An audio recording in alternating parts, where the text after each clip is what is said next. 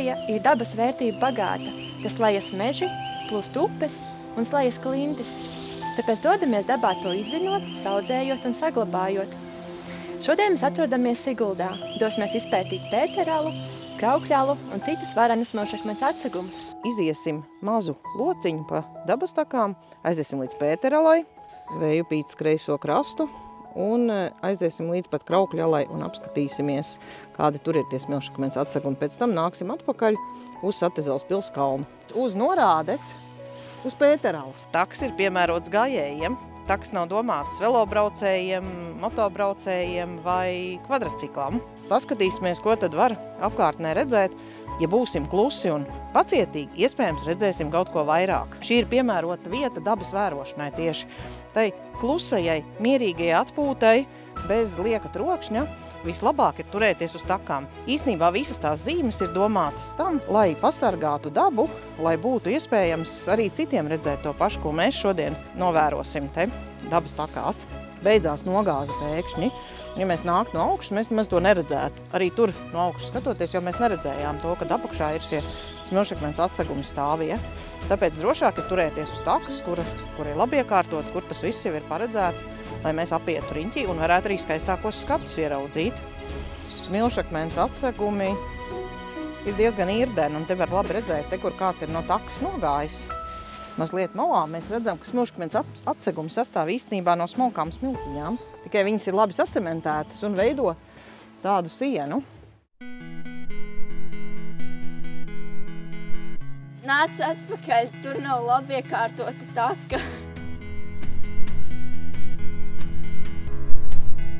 Pavisam tuvu līdz smilšakmens atsegumam var pat pieskarties. Tas ir jādara saudzīgi, jo visi smilšakmeņi ir apauguši ar dažādām sūnām.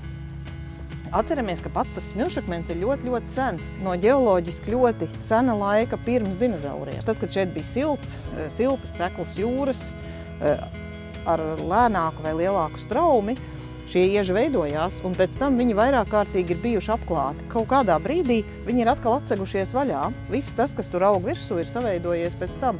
Jūs redzat, ka tās vietas, kas nav aiztiktas, tās uz ieža ir apaugušas ar dažādu krāsu laukumiņiem. Te mums ir ķērpītis, tādas pelēkas, lielas daivas.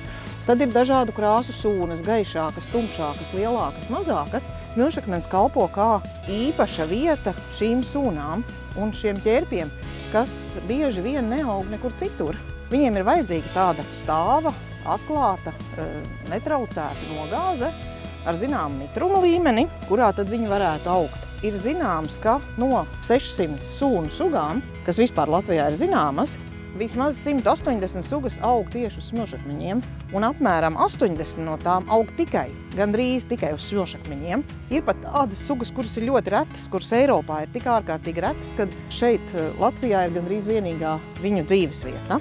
Sūnas ir senākie augi, daudzas no tām ir saglabājušās nemainīgas cauri daudziem laikmetiem.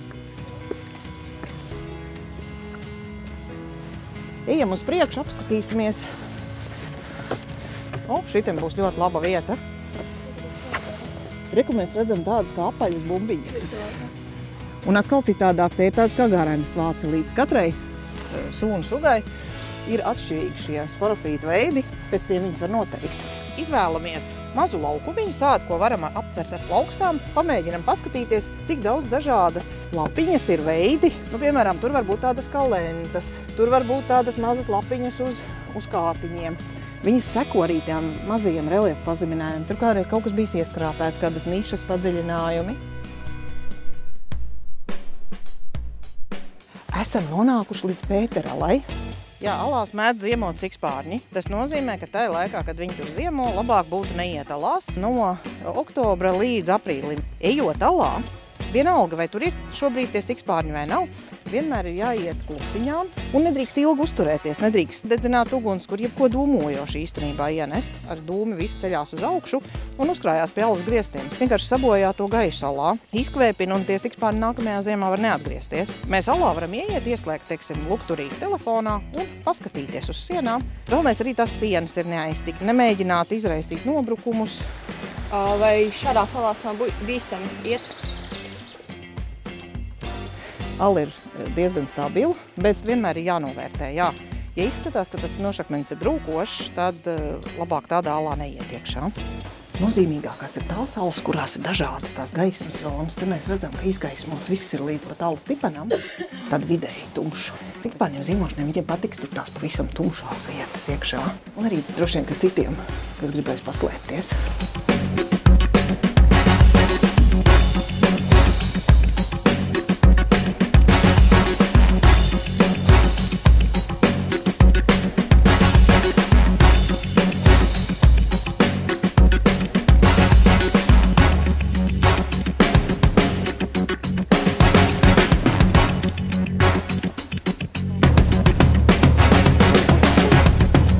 Sūnas viņas izvēlās, redzi, tas, kas ir, tur ir tāds plikāks, tāds bez mīļas un nav vēl sadalījies.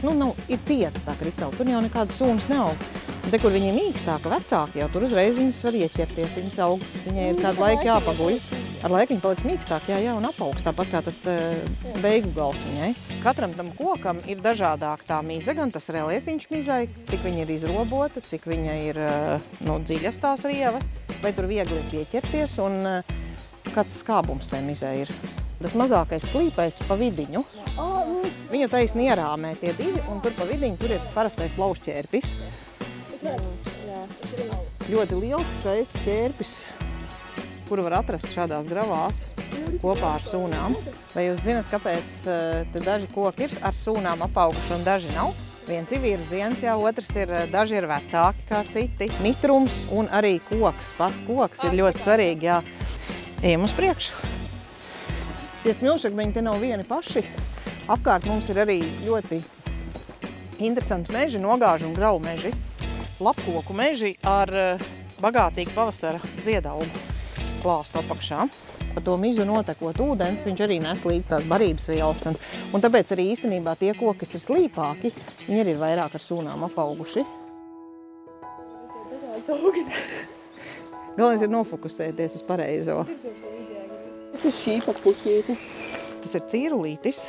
Jūs paši varat mēģināt noteikt augus. Viens veids visvienkāršākais ir izmantos Google Lens. Lai pavisam droši noteikt, jūs varat izmantot aplikāciju Dabasdata.lv, izmantojot atrašanās vietu, nofotografējot augu. Mēs varam uzreiz ierakstīt, ka esam redzējuši nenoteiktu augu un pievienot. Eksperti ar laiku apskatīsies un palīdzēs noteikt. Un tur arī var pamācīties, paskatīties, ko tad citi ir ziņojuši.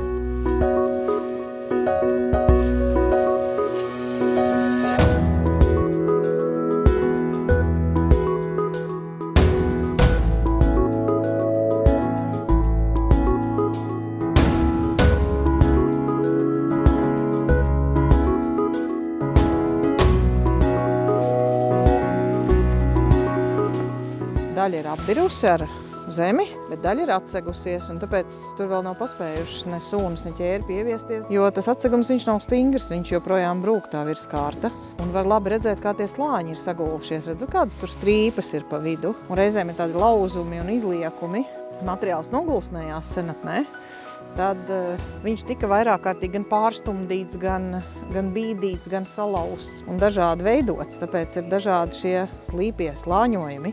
Parasti var redzēt, ka tām sūnām arī patīk tas slāņojums. Tur droši vien ir tas materiāls citādāks, vai irdenāks, vai cietāks, tad viņas arī izvēlās. Viņas tādas strīpiņas saveido. Un šeit iespējams, ka veidojas jauna ala. Ūdens viņš varētu arī diezgan tīrs būt, jo viņš filtrējas ar tiem smilšakmeņiem. Ja mēs labi pameklētu, tādos mazos strautos krastos ir smilšakmeņi, mēs varam atrast seno bruņuzīvu fosīlijas.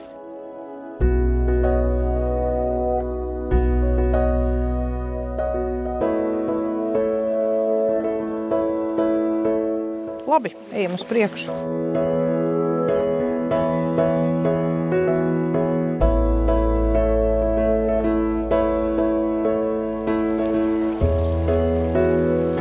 Šūnakmens. Rūpīgi paskatoties, tur var redzēt, ka te ir stiebriņa, ap kuriem ir veidojies apkārt. Viņš ir viss sacementējies tur. Dodamies tālāk.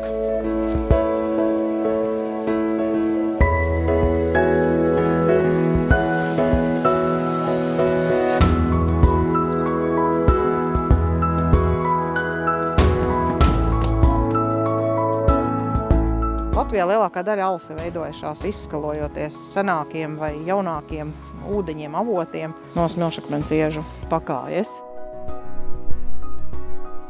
Mums ir Gaujas ieleja tur, Vējupīt, kas ietek Gaujas ielejā, tātad mums kaut kur augšā ir jāuzkāp.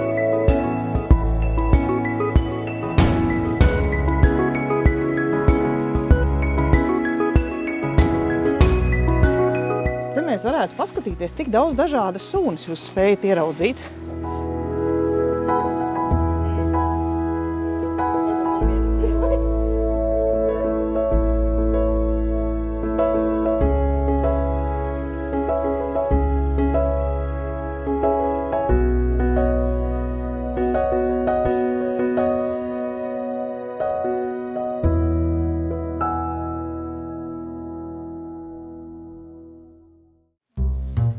Tādas smilšakmens sienas labprāt izmanto dažādi putni ligzdošanai.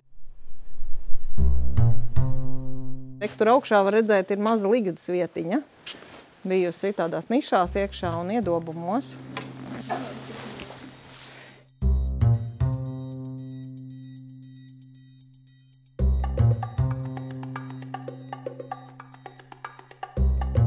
Tagad mēs redzam, viņas ir sažūšas uz kokiem. Mazlietiņi uzliejot ūdeni, visas sunas uzņem atpakaļ mitrumu, un viņas daudz labāk var saskatīt pēc tam.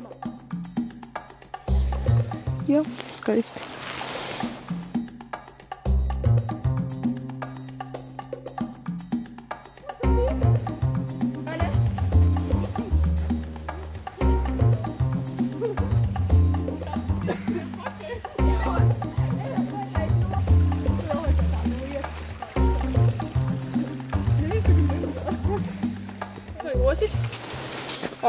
Nepamanīju to. Pēc kļavas izskatās. Pēc izskatīt. Var redzēt, ka kādreiz te ir bijušas eglis. Kur tikai čūskas un nāk.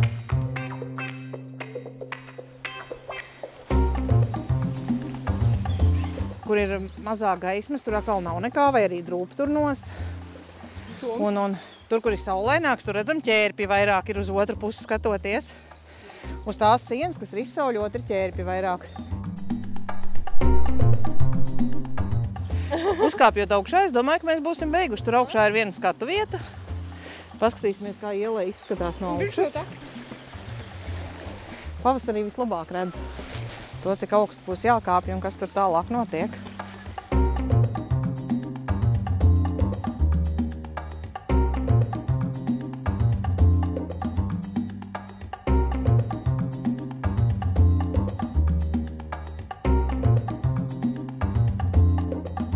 Nebūtu bijis augstums jāzaudē, tur būtu drusku ātrāk. Taisnība. To taciņas nezināju.